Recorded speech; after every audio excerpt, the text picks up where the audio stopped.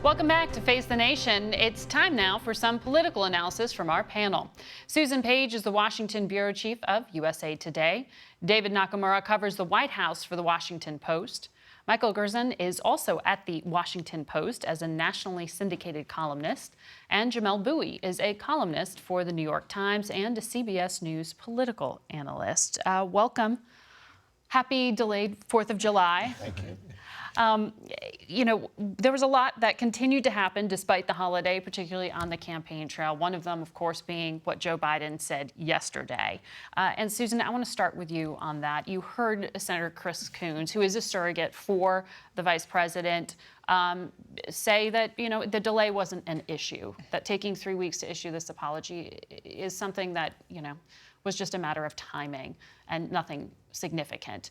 Can the vice president brush this off? I think it's good for his campaign that he did some cleanup on that, but it's alarming, I think, to his supporters that it took nearly 3 weeks for him to do that. And you got a laugh out of Senator Coons when you noted that it wouldn't have taken very long to say, I made a mistake or I'm sorry during the debate itself. So, it's going to be a long campaign. People are going to have missteps and recoveries. Maybe that is just what this is with Senator Biden, with Vice President Biden. But it certainly underscores some of the difficulties he has, which is his long history in American politics, questions about positions that he's taken in the past, out of step with today's Democratic Party, and his nimbleness in trying to respond to them. Jamelle, did he need to do this? I think he did it, and I think the question of his nimbleness is a big one. Biden's campaign is premised on the idea that he is the most electable, that he is the most ready to take on Trump. And so when you stumble like that in a debate and then take 3 weeks to actually issue an apology and really respond to the concerns, the signal that sends is that the core issue of your campaign, the core claim of your campaign, that you are most prepared to run in a general election, is undermined. And I think other candidates will have their missteps and stumbles, but for Biden in particular, his missteps can't be like this. Was it a nimbleness issue? Or, the vice president initially had said there wasn't anything to apologize for. So it seemed to change in his own understanding of what had happened. I think it does highlight that he's an institutionalist. This is the way that the Senate works. The Senate is his home, his emotional home.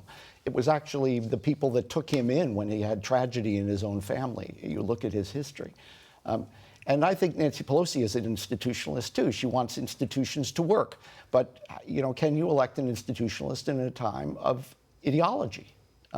That's what rules in both our parties right now. And I think it could present a problem for Biden. That's what he really believes.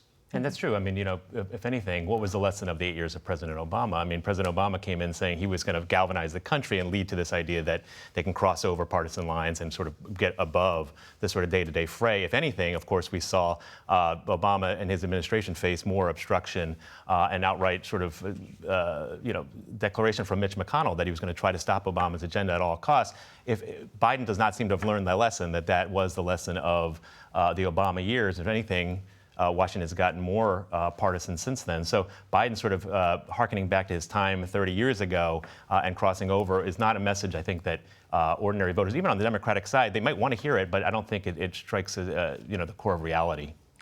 Michael, the former vice president has sort of recoiled from some of the activists in his party and presented himself as someone who's able to find compromise or moderate. Is that enough to attract some disaffected Republicans? I know you've been vocal about your criticism of the president, this particular president, but is it enough to win over Republicans?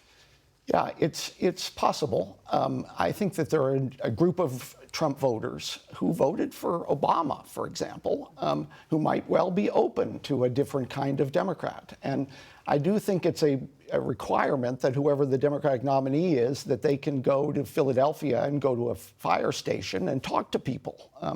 That's, I think, a requirement in this case. So I think that Biden does have a case to make, but so far he's just defending himself and explaining himself rather than making a real positive case for his electability. And yet he got good news today in the Washington Post ABC poll. He's the only one of the Democratic candidates in 5 or 6 matchups who decisively defeated Donald Trump. And what Democrats worry about is the idea that President Trump has a winnable race ahead of him, that it is entirely possible with an economy that is as strong as this economy has proved to be, that President Trump could win a second term despite the fact that most Americans, 2/3 of Americans, say he doesn't act in a presidential way, have problems with the way he behaves. And David, that Washington Post poll that Susan just referenced, it shows President Trump's approval rating at its highest level among registered voters since he took office. Well, you've seen good news on the economy. It continue to be something the president is going to continue to boast about, and the president is also coming off a time where he's certainly seemed to be doing things, and whether some of those are controversial. But I was on the trip, of course, to Japan, where the president was right in the mix with a number of foreign leaders, and of course, a big sort of showy meeting with Kim Jong-un at the DMZ. A lot of experts say that's something that it's not going to maybe make any breakthrough on the question of the nuclear question with North Korea, but it's certainly something that the president seems to be demonstrating his resolve and sort of showing that he's, on the world stage. I think certainly can lead to him looking more presidential in that regard. Jamelle, somebody else who's had a good week or past few, or Senator Kamala Harris. Right. Those latest polls that have come out post-debate show that Joe Biden's loss of a few points, though he's still a front runner, seem to be her gain. Right. Is there more she can follow through to this next round of debates, or are the targets going to be set on her? I mean, I think her clear current strategy with regards to Biden is basically to puncture the aura of electability he seems to have, the sense that he is the most capable to take on Trump. And I think if she continues to do that, she may continue to pull from Biden. If you look at the Democratic race, there's a very obvious top tier. It's Biden, it's Sanders, it's Warren, it's Harris, it's Buttigieg, maybe it's Booker and Castro as well. And in the same way that Warren and Sanders are kind of competing for the same group of voters, Biden and Harris are too. And so as long as Harris can kind of demonstrate to voters on these debate stages where she did quite well in this first debate, that she is sharp and can rattle the other candidates and seems ready to take on Trump, I think she'll do quite well going forward. I do think that Harris has an interesting challenge. She has to attack Biden from the left, but also then occupy the center left, because I think that's her place, her winning position in the party. And that, I think, is a difficult challenge for her. I'm going to take a quick break, but there's more to talk to you about patriotism in this country, the celebrations we saw this week, and much more on the international front, so we will be right back.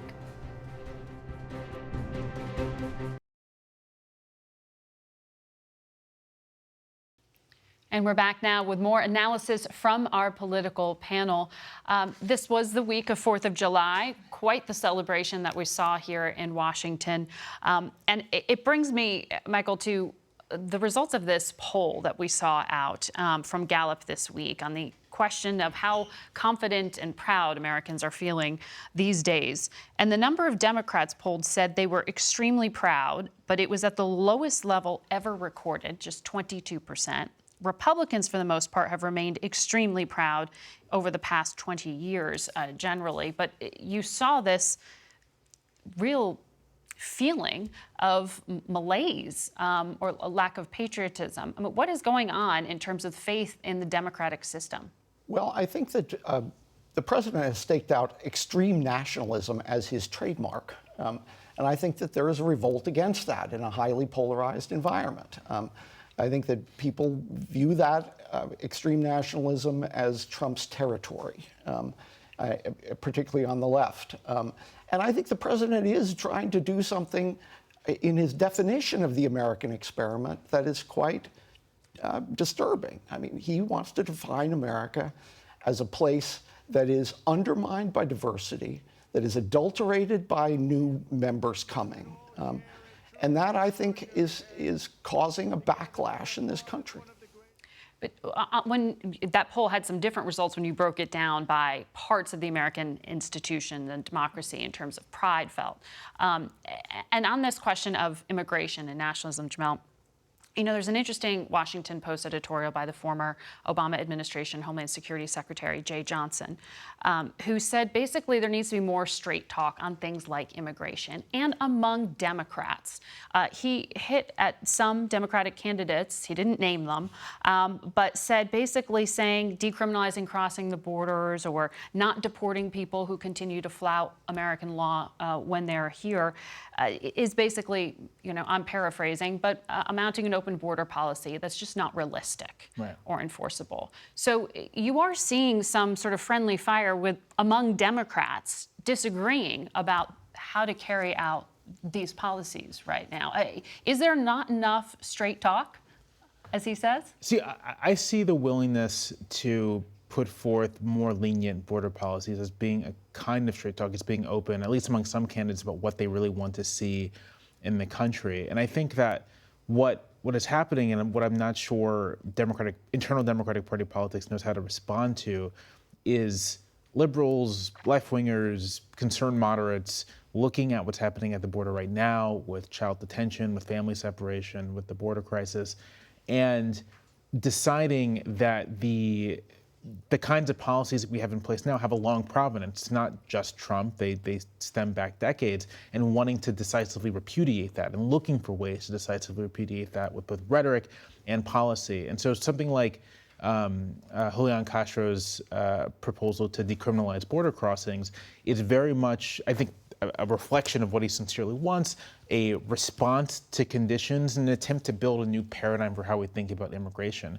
Whether that's politically wise or popular, I don't know. But there does seem to be a kind of, I'm not sure I call it moral awakening, but sort of moral fervor among the American left and liberals about what to do about immigration, about how to affirm this as a diverse country, about how to affirm a kind of civic cosmopolitanism that Trump is rejecting. But what you hear from Johnson in this op-ed, Susan, though, is him saying that this basically is going to exacerbate the problem because you're going to have even more of an influx of people coming across the southern border. So I understand the moral debate and the practical effect, but let's talk about the political one, which is a big gift to President Trump. Because for one thing, it allows him to portray Democrats as supporting open borders. It enables him to change the conversation from the horrific conditions that we see, that children being held in at some of these border crossing detention facilities.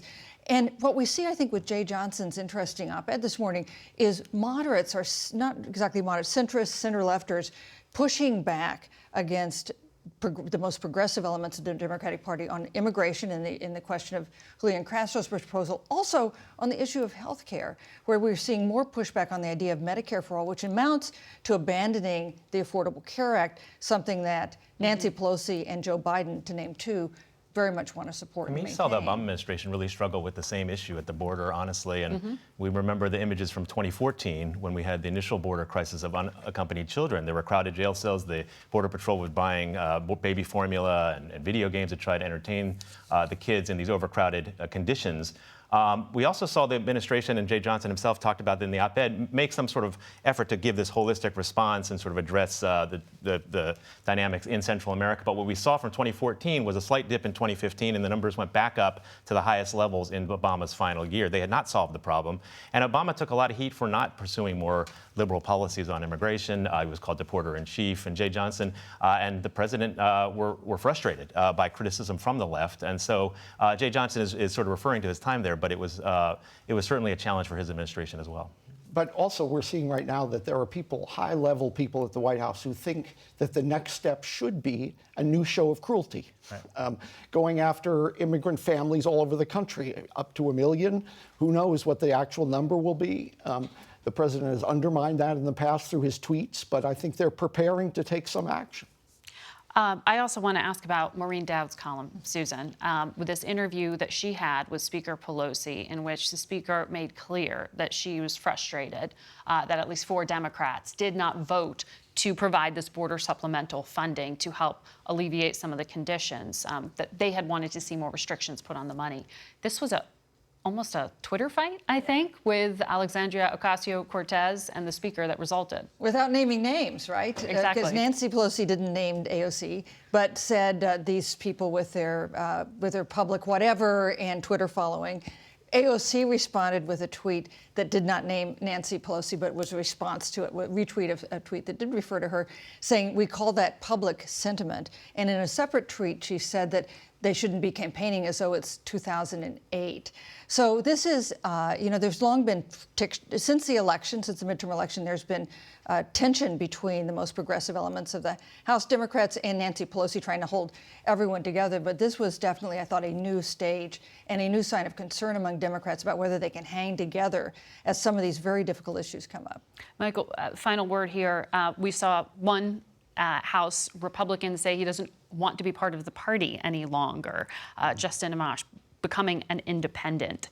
What do you make of that? Is it an existential threat to the party or just a one-off? Well, libertarians tend to be very principled people. They're in politics for a reason, and that I think is the case in this case. But I think the party as a whole has really come under the president's influence nearly totally. Mm-hmm. All right, thanks to all of you. Always good to have a conversation.